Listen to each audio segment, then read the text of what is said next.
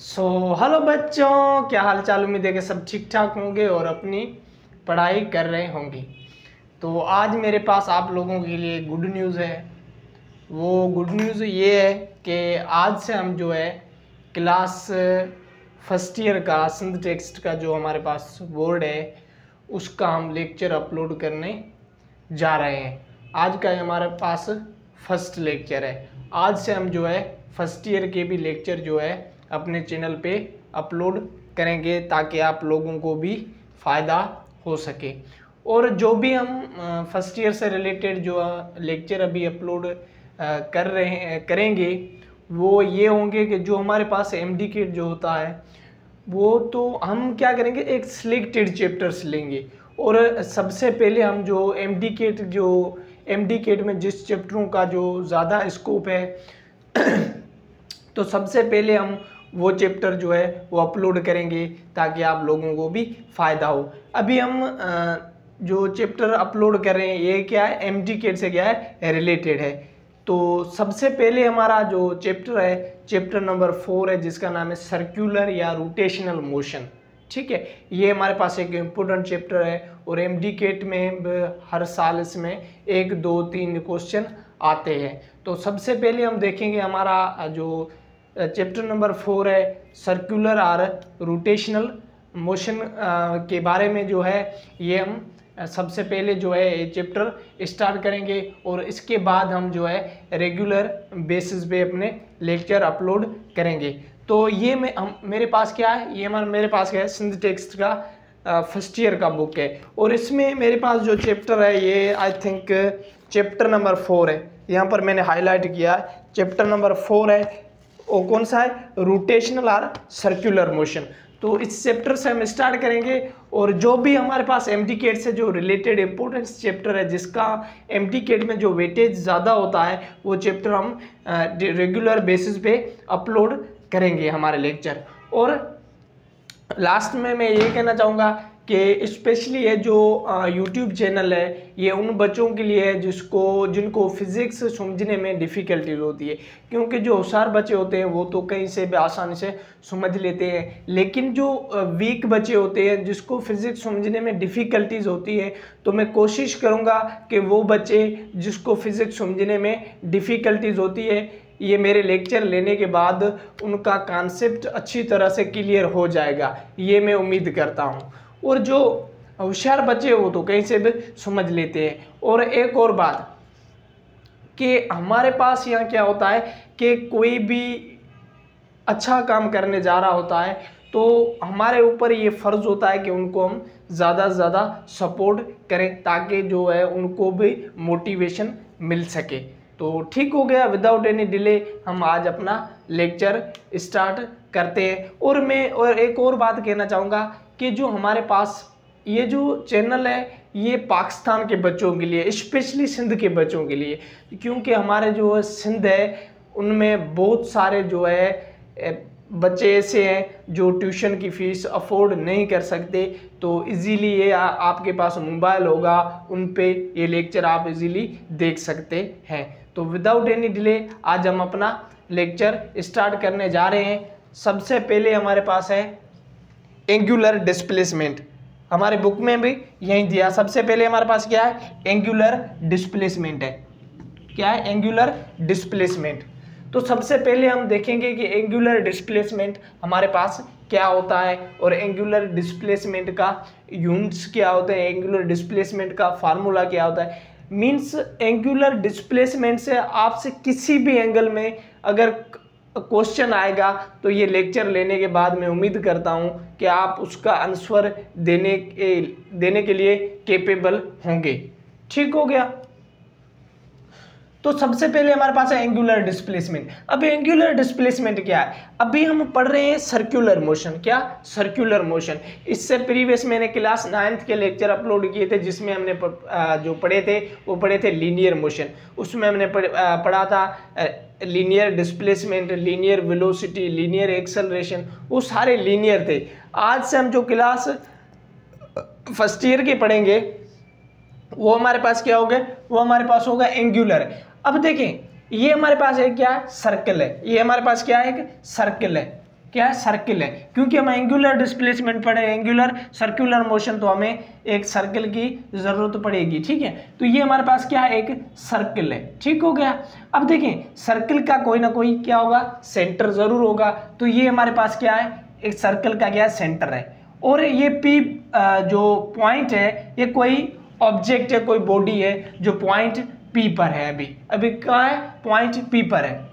और ये बॉडी क्या करती है, पॉइंट पी से जो डिस्प्लेसमेंट कवर करके कहाँ जाती है, पॉइंट P2 पे जाती है। कहाँ जाती है, पॉइंट P1 से जो है, P1 से मूव करके ये हमारे पास क्या है, ये सर्कल का हमारे पास सरकमफेरेंस है। ये टोटल हमारे पास क्या, सरकमफेरेंस है, जिसका हमारे पास फार्मूला क्या होता है, 2πr। ये हमारे पास क्या है, सरकमफेरेंस है। और ये जो बॉडी है वो कहाँ पर है, अभी पॉइंट P1 पर है। ये सर्कल पे मूव करके कहाँ जाती है, पॉइंट P2 पर जाती है। अगर जाहिर सी गाल है, अगर बॉडी एक पॉइंट से दूसरी पॉइंट पर जा रही है तो उसने कुछ ना कुछ जो हमारे पास डिस्प्लेसमेंट कवर जरूर किया होगा। तो ये पॉइंट जो हमारे पास है P1 है, ये मूव करके कहाँ जा रही है, पॉइंट P2 पर जा रही है। अब जो इनके बीच में जो ये हमारे पास क्या है, ये एक डिस्प्लेसमेंट है, जिसको हम क्या बोलते हैं, ये दो पॉइंट्स का बीच का डिस्प्लेसमेंट है, जिसको हम बोलते हैं आर्क लेंथ। ये हमारे पास क्या है, आर्क लेंथ है। आर्क लेंथ हमारे पास क्या है, the distance between any two points. क्या है हमारे पास, अगर सर्कल के सरकमफेरेंस पे अगर किसी भी दो पॉइंट्स के बीच का जो हमारे पास डिस्टेंस होगा, उसको हम क्या बोलेंगे, आर्क लेंथ बोलेंगे। तो बॉडी ने क्या किया, पॉइंट P1 से P2 तक जो है का डिस्प्लेसमेंट कवर किया। और इनके बीच में जो ये एंगल बनता है, इनके बीच में जो ये एंगल बन रहा है, जो जिसको हम बोल रहे हैं थीटा, थीटा ही हमारे पास क्या है, थीटा ही हमारे पास क्या है, एंगुलर डिस्प्लेसमेंट है। अगर सर्कल के सरकमफेरेंस पर एक पॉइंट से बॉडी दूसरी पॉइंट पे मूव करके जा रही है और उनके बीच में जो हमारे पास एंगल बन रहा है, जिसको हम बोलते हैं थीटा, और थीटा ही हमारे पास क्या होता है, एंगुलर डिस्प्लेसमेंट ही होता है। क्या होता है, एंगुलर डिस्प्लेसमेंट। कि अगर सपोज कर लें, ये हमारे पास क्या, ये हमारे पास क्या सर्कल है, ये हमारे पास क्या सर्कल है, सपोज कर ले ये हमारे पास क्या सर्कल है। अगर कोई बॉडी जो पॉइंट अभी P पर है और पॉइंट P से बॉडी मूव करके सरकमफेरेंस पर कहाँ जाती है, पॉइंट P2 तक जाती है, तो उसके बीच में जो एंगल बनेगा उसको हम क्या बोलेंगे, उसको हम बोलेंगे एंगुलर डिस्प्लेसमेंट। क्या बोलेंगे, एंगुलर डिस्प्लेसमेंट। ठीक है। और अब हमारे पास एंगुलर डिस्प्लेसमेंट उतना ही होगा जितना बॉडी ने क्या किया है, आर्क लेंथ कवर किया है। क्या, आर्क लेंथ क्या है, distance between two points on the circumference of a circle is called arc length. कि अगर हमारे पास सरकमफेरेंस पे किसी भी दो पॉइंट के बीच के डिस्टेंस को हम क्या बोलेंगे, आर्क लेंथ। और हमारे पास डिस्प्लेसमेंट उतना ही होगा जितना उस सरकमफेरेंस का आर्क लेंथ होगा। ठीक हो गया। तो यहाँ पर मैंने इसकी डेफिनेशन लिखी है, वो क्या है, हम रीड कर लेते हैं। Angle subtended at the centre of a circle. ये क्या है, एंगल है, हमने कहा किया है, सबटेंडेड किया है at the centre of circle. Angle subtended at the centre of a circle when a body moves from point P1 two point P2 on the circumference of the circle is called angular displacement. के body जो है एक point से दूसरी जगह, body जो है एक पॉइंट से दूसरी पॉइंट तक मूव करके जाए on the circumference of circle, तो उनके बीच में हमें क्या मिलेगा, एक एंगल मिलेगा। और उसी एंगल को हम क्या कहते हैं, एंगुलर डिस्प्लेसमेंट। क्या कहते हैं, एंगुलर डिस्प्लेसमेंट। और हमारे पास एंगुलर जो डिस्प्लेसमेंट है वो उतना ही होगा जितने के उस सर्कल की आर्क लेंथ होगी। ठीक हो गया। अब देखें, ये हमारे पास क्या, दो सर्कल है। इस सर्कल को मैं कह लेता हूं, ये हमारे पास सर्कल नंबर 1 है, ये हमारे पास सर्कल 1 है, और ये हमारे पास सर्कल नंबर 2 है। ठीक हो गया। अब देखें ये सर्कल का क्या है, ये सेंटर है और ये हमारे पास क्या पोजीशन वेक्टर है जिसको हम क्या कहते हैं, आर कहते हैं। और ये भी हमारे पास सर्कल है, ये इसका पोजीशन वेक्टर है, क्या है, आर है। और ये एक बॉडी है, वो कहाँ है, अभी पॉइंट P1 पर है और ये बॉडी मूव करके जाती है कहाँ, पॉइंट P2 पे जाती है। कहाँ जाती है, पॉइंट P2 पे जाती है। तो वैसे यहाँ पर भी एक बॉडी है P1 है, ये भी मूव करके जाती है कहाँ, पॉइंट P2 तक जाती है। अब देखें, अब मेरा आपसे क्वेश्चन ये है कि इन दोनों में एंगुलर डिस्प्लेसमेंट किसका ज्यादा है, सर्कल नंबर 1 का ज्यादा है या सर्कल नंबर 2 का ज्यादा है। ऑब्वियस सी गाल है कि हमारे पास जो सर्कल नंबर 2 है इसका जो हमारे पास क्या है, एंगुलर डिस्प्लेसमेंट ज्यादा है। क्यों ज्यादा है, क्योंकि इसका जो हमारे पास आर्क लेंथ है वो ज्यादा है। इसका हमारे पास एस जो है क्या है, आर्क लेंथ है, इसका आर्क लेंथ जो है वो क्या है, ज्यादा है। तो इसलिए इसका जो हमारे पास एंगुलर डिस्प्लेसमेंट भी ज्यादा है। जितना हमारे पास आर्क लेंथ ज्यादा होगा उतना ही हमारे पास क्या होगा, एंगुलर डिस्प्लेसमेंट ज्यादा होगा। अब इस सर्कल का देखें, इसका जो हमारे पास आर्क लेंथ है वो छोटा है तो इसका एंगुलर डिस्प्लेसमेंट भी क्या है, छोटा है। और इसका हमारे पास क्या आर्क लेंथ बड़ा है तो इसका हमारे पास एंगुलर डिस्प्लेसमेंट भी क्या है, ज्यादा है। तो हमारे पास जो आर्क लेंथ है ये क्या डायरेक्टली प्रोपोर्शनल है किसके, एंगुलर डिस्प्लेसमेंट के। क्या जो हमारे पास आर्क लेंथ है वो क्या डायरेक्टली प्रोपोर्शनल है किसके, एंगुलर डिस्प्लेसमेंट के। जितनी आर्क लेंथ ज्यादा होगी उतनी हमारे पास एंगुलर डिस्प्लेसमेंट ज्यादा होगा। जितनी हमारे पास आर्क लेंथ ज्यादा होगी उतनी हमारे पास एंगुलर डिस्प्लेसमेंट ज्यादा होगा। तो अब हम क्या करते हैं, जो आर्क लेंथ है डायरेक्टली प्रोपोर्शनल है किसके, हमारे पास एंगुलर डिस्प्लेसमेंट के यानी थीटा के। तो अब हम इस प्रोपोर्शनलिटी की साइन को अब जब हम रिमूव करेंगे तो हम क्या लगाएंगे, कोई कांस्टेंट लगाएंगे। और हमारे पास यहाँ कांस्टेंट कौन है, यहाँ पर हमारे पास कांस्टेंट है आर यानी रेडियस। कौन है, रेडियस। तो यहाँ पर हम प्रोपोर्शनलिटी की साइन को रिमूव करेंगे और यहाँ पर हम क्या लगाएंगे, यहाँ पर हम लगाएंगे कांस्टेंट, यहाँ पर है हमारे पास आर रेडियस। तो ये हमारे पास हो गया आर्क लेंथ का formula, arc length is equal to R multiply by theta. ठीक है। और हम इसकी एक और डेफिनेशन भी बना सकते हैं कि हमारे पास जो आर्क लेंथ जो है, हम जब पोजीशन वेक्टर को जब हम एंगुलर जो डिस्प्लेसमेंट के साथ हम मल्टीप्लाई करेंगे तो हमारे साथ क्या आएगा, हमारे पास क्या आ जाएगा, हमारे पास आ जाएगा आर्क लेंथ। अब हमें तो है आर्क लेंथ नहीं चाहिए, हमें क्या चाहिए, एंगुलर डिस्प्लेसमेंट का फार्मूला। तो अब देखें ये यहाँ पर एंगुलर डिस्प्लेसमेंट क्या कर रहा है, मल्टीप्लाई कर रहा है। अब इसको हम ले आएंगे यहाँ पर तो ये क्या आ जाएगा, ये ऊपर चला जाएगा और ये नीचे पोजीशन वेक्टर जो है हमारे पास कहाँ आ जाएगा, डिवाइड में आ जाएगा। तो ये हमारे पास बन गया अब एंगुलर डिस्प्लेसमेंट का फार्मूला। ठीक हो गया। ये हमारे पास क्या है, एंगुलर डिस्प्लेसमेंट का फार्मूला है। ये याद कर लें, हफ्ज कर लें, क्योंकि ये आगे बहुत सारे न्यूमेरिकल में आपको मदद करेगा। ये हमारे पास क्या है, एंगुलर डिस्प्लेसमेंट का फार्मूला है। अब हम फार्मूला से क्या निकालते हैं, एसआई यूनिट निकालते हैं। तो हम अभी एसआई यूनिट निकालने जा रहे हैं, SI unit of angular displacement. अब देखें ये हमारे पास फार्मूले से हम एसआई यूनिट निकालते हैं। अभी ये हमारे पास थीटा हमारे पास बराबर है arc length divided by position vector. Arc length हमारे पास क्या है, एक लेंथ है, इसका ऐसा यूनिट क्या होगा, मीटर होगा। और हमारे पास पोजीशन वेक्टर रेडियस किसको शो करता है, डिस्टेंस को शो करता है। तो इसका भी जो हमारे पास होगा वो क्या होगा, मीटर। हमारे पास इसका भी मीटर होगा और इसका भी हमारे पास क्या होगा, मीटर होगा।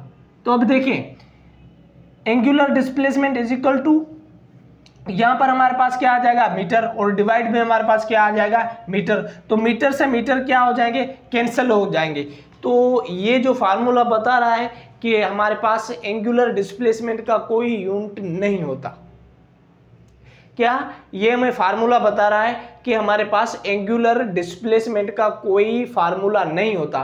तो इसलिए हम इसका फार्मूला ना होने की वजह से हम क्या करते हैं, इसकी जगह एक और हम सप्लीमेंट्री इसको यूनिट दे देते हैं, जिसका नाम हमारे पास क्या है, रेडियन। ठीक है। और हमने ये फर्स्ट चैप्टर में पढ़ा था कि हमारे पास जो है 3 जो हमारे पास यूनिट सिस्टम होते हैं। एक हमारे पास होता है एसआई बेस यूनिट्स, और दूसरा हमारे पास होते हैं एसआई ड्राइव्ड यूनिट्स, और तीसरे हमारे पास होते हैं सप्लीमेंट्री यूनिट्स। और सप्लीमेंट्री यूनिट्स हमारे पास 2 होते हैं, एक हमारे पास होता है रेडियन और दूसरा हमारे पास होता है स्टेरेडियन। और रेडियन को हम क्या बोलते हैं, 2 डायमेंशनल यूनिट बोलते हैं, और स्टेरेडियन को हम 3 डायमेंशनल यूनिट भी बोलते हैं। तो इसका यूनिट एंगुलर डिस्प्लेसमेंट का यूनिट ना होने की वजह से हमने इसको क्या दिया, एक सप्लीमेंट्री यूनिट दिया है, जिसको हम क्या बोलते हैं, रेडियन, और इसका सिंबल क्या है, रेड, RAD। ठीक हो गया। अब हम देखते हैं कि इसका कोई अदर यूनिट्स होते हैं, other units of angular displacement. तो हमारे पास एंगुलर डिस्प्लेसमेंट के जो हमारे पास अदर यूनिट्स होते हैं, वो हमारे पास एक होते हैं डिग्री, और दूसरे हमारे पास होता है रिवोल्यूशन। अब ये रिवोल्यूशन क्या है, अब देखें, ये हमारे पास सर्कल है, अगर बॉडी पॉइंट P से मूव करके वापस पॉइंट P1 पे आ जाएगी, तो ये हमारे पास हो जाएगा एक रिवोल्यूशन, ये हमारे पास हो जाएगा दूसरा रिवोल्यूशन, ये हमारे पास हो जाएगा तीसरा रिवोल्यूशन। तो ये हमारे पास क्या है, रिवोल्यूशन है। ठीक हो गया। अब हम देखते हैं angular displacement will be 1 radian if. अब हम देखते हैं कि हमारे पास जो एंगुलर डिस्प्लेसमेंट है, ये हमारे पास 1 रेडियन कब होता है, ये हमारे पास 1 रेडियन कब होता है, जब हमारे पास आर्क लेंथ और पोजीशन वेक्टर मतलब रेडियस, जब हमारे पास आर्क लेंथ बराबर हो जाएगा रेडियस के, तो हमारे पास एंगुलर जो डिस्प्लेसमेंट होगा वो क्या होगा, 1 रेडियन। क्या होगा, 1 रेडियन। जब हमारे पास जो हमारे पास ये आर्क लेंथ है, ये हमारे पास आर्क लेंथ है, ये बराबर हो जाएगी रेडियस की, तो हमारे पास जो एंगुलर डिस्प्लेसमेंट होगा वो क्या होगा, 1 रेडियन। क्या होगा, 1 रेडियन। अब देखें, जब मैंने लिखा है एस हमारे पास बराबर हो जाएगा आर, तो हमारे पास क्या होगा, 1 रेडियन। अब देखें, एस ने मैंने अब हमने फार्मूला क्या पढ़ा है इसका एंगुलर डिस्प्लेसमेंट का, कि theta is equal to S divided by R. तो एस हमारे पास क्या है, एस हमारे पास लेंथ है, तो 10 को हम जब 10 से डिवाइड करेंगे तो हमारे पास क्या आ जाएगा, 1, और इसके साथ हम लगा देंगे RAD, रेडियन। ठीक हो गया। तो ये हमारे पास फार्मूला था, और यूनिट से थे किसके, एंगुलर डिस्प्लेसमेंट के। अब हम देखते हैं relation between radian and degrees, कि हमारे पास रेडियन भी एक हमारे पास एंगुलर डिस्प्लेसमेंट का यूनिट है, और हमारे पास डिग्रीज भी एंगुलर डिस्प्लेसमेंट का यूनिट है। अब हम देखते हैं इन दोनों में रिलेशन क्या है, ठीक हो गया। अब देखें, फॉर 1 कंप्लीट रिवोल्यूशन, अगर कोई बॉडी है वो एक 1 कंप्लीट रिवोल्यूशन करती है, पॉइंट P से स्टार्ट होती है और वापस पॉइंट P1 पर आ जाती है, तो हमारे पास क्या होगा, तो हमारे पास आर्क लेंथ जो है वो बराबर हो जाएगा 2πr, यानी कि जो हमारे पास आर्क लेंथ है वो बराबर हो जाएगा सरकमफेरेंस के, क्योंकि जो 2πr हमारे पास जो फार्मूला होता है वो हमारे पास किसका होता है, वो हमारे पास होता है आर्क लेंथ का। ठीक हो गया। तो फॉर 1 कंप्लीट रिवोल्यूशन जो हमारे पास आर्क लेंथ है वो बराबर हो जाएगी 2πr, यानी सरकमफेरेंस के, और हमारे पास थीटा हमारे पास क्या, एंगुलर डिस्प्लेसमेंट। अगर कोई बॉडी पॉइंट P से मूव करके जो अगेन पॉइंट P2 तक आ जाती है, तो यहाँ का जो हमारे पास थीटा है, एंगुलर डिस्प्लेसमेंट कितना हो जाएगा, 360। कितना हो जाएगा, 360 हो जाएगा। हमारे पास थीटा कितना हो जाएगा, 360 डिग्री हो जाएगा। कितना, 360 डिग्री हो जाएगा। ठीक हो गया। अब देखें, अब हमने पढ़ा जो हमारे पास आर्क लेंथ है वो बराबर है R मल्टीप्लाई बाय थीटा, यानी position vector multiply by theta. अब हम क्या करते हैं, आर्क लेंथ हमारे पास कितनी है, 2 पाई आर, तो इसकी जगह पे हम रख लेते हैं क्या 2 पाई आर। और हमारे पास आर क्या है, पोजीशन वेक्टर है, वैसे पोजीशन वेक्टर रहेगा। और हमारे पास थीटा क्या, थीटा हमारे पास कितना है 360 डिग्री है, कितना 360। तो आर से आर जो हमारे पास है ये क्या हो जाएगा, कट जाएगा। तो हमारे पास क्या बचेगा 2 पाई रेडियन, और ये कितने किसके बराबर होगा 360 डिग्री के, किसके बराबर होगा 360 डिग्री के। अब हम करने जा रहे हैं फॉर 1 रेडियन। अब हम करने जा रहे हैं कि फॉर 1 रेडियन हमारे पास क्या आता है, फॉर 1 रेडियन। अब देखें फॉर 1 रेडियन, अब हमारे पास जो 1 रेडियन होता है वो बराबर किसके होता है 360 मल्टीप्लाई बाय 2 पाई आर। और हमारे पास 360 वैसे का वैसा रहेगा, लेकिन हमारे पास 2 पाई जो है ये किसके बराबर होता है 6.28 के बराबर होता है, किसके 6.28 के। अब इन दोनों आप वैल्यूज को मल्टीप्लाई कर देंगे तो हमारे पास जो 1 रेडियन आएगा वो किसके बराबर आएगा 57.3 डिग्रीज के बराबर आ जाएगा। ठीक हो गया, हमारे पास 1 रेडियन किसके बराबर होता है 57.3 डिग्रीज के बराबर होता है। और अब हम देखते हैं ये हमारे पास क्या है रेडियन का, हमने फॉर 1 रेडियन देखा। अब हम देखते हैं फॉर 1 डिग्रीज कि हमारे पास अगर 1 डिग्री हो तो उसमें कितने रेडियन आएंगे। ठीक हो गया, तो इसका जस्ट हमें क्या करना है रिवर्स करना है, इसका जस्ट हमें उल्ट करना है। अब देखें यहां पर हमारे के पास क्या है 2 पाई डिवाइडेड बाय 360, ये किसके बराबर होता है रेडियन के बराबर होता है। और अब हम देखने जा रहे हैं फॉर 1 डिग्रीज, फॉर 1 डिग्री के लिए, तो ये हमारे पास 2 पाई किसके बराबर होता है 6.28 डिवाइडेड बाय 360, और ये हमारे पास किसके बराबर होता है 1 रेडियन। और हम देखने जा रहे हैं फॉर 1 डिग्री। और अब जब इसको हम इससे डिवाइड करेंगे तो हमारे पास 1 डिग्री किसके बराबर आ जाएगा 0.0174 रेडियन के बराबर आ जाएगा। ठीक हो गया, तो ये था हमारा आज का लेक्चर जिसमें हमने जो एंगुलर डिस्प्लेसमेंट से रिलेटेड सारी चीज़ें जो डिस्कस की है, जो क्लास फर्स्ट ईयर सिंटेक्स्ट में दी हुई हैं। तो ये जो कंप्लीट बोर्ड के ऊपर जो डिस्क्रिप्शन लिखी है ये ऑल अबाउट जो हमारे पास एंगुलर डिस्प्लेसमेंट के रिगार्डिंग है। अगर ये पॉइंट्स आप अच्छी तरह से याद कर लेते हैं तो आपको मैं सुनता हूँ कोई मसला नहीं होगा। और जब आप लेक्चर ले रहे होते हैं तो कोशिश करें आपके साथ जो कॉपी पेन हो जो रखें, लाजमी रखें, क्योंकि जो भी चीज़ें यहाँ बोर्ड पे मैं पहले मैं लिख देता हूँ और फिर आपको मैं स्क्रीनशॉट का भी टाइम दे देता हूँ, फिर भी आप जो है उसको कॉपी पे राइट डाउन कर लें, ताकि वो जो है आप जब राइट डाउन करेंगे तो वो जो आपके लॉन्ग टर्म मेमोरी में जाएगा, और लॉन्ग टर्म मेमोरी में जाने के बाद आपको वो काफ़ी वक्त तक याद रहेगा। तो ये हमारे पास था एंगुलर डिस्प्लेसमेंट। इसके बाद हम देखेंगे हमारे पास एंगुलर वेलोसिटी क्या होती है, एंगुलर एक्सेलरेशन क्या होती है, और इनके बीच में रिलेशनशिप क्या होते हैं, सेंट्रीपिटल फोर्स क्या होता है, सेंट्रीफ्यूगल फोर्स क्या होता है। मीन्स हमारे पास जो भी सर्कुलर मोशन से रिलेटेड जो भी चीज़ें हैं वो हम लेक्चर बाय लेक्चर डिस्कस करेंगे। और लास्ट में मैं बस यही कहना चाहूँगा कि आपको अगर ये लेक्चर समझ में आया, आपको अगर कोई भी हेल्प मिली है तो इसको ज़्यादा से ज़्यादा सब्सक्राइब करें इसको, और आगे इसको फॉरवर्ड करें, इसको शेयर करें, ताकि जो दूसरे बच्चे हैं उनका भी फ़ायदा हो सके। ठीक हो गया, थैंक यू।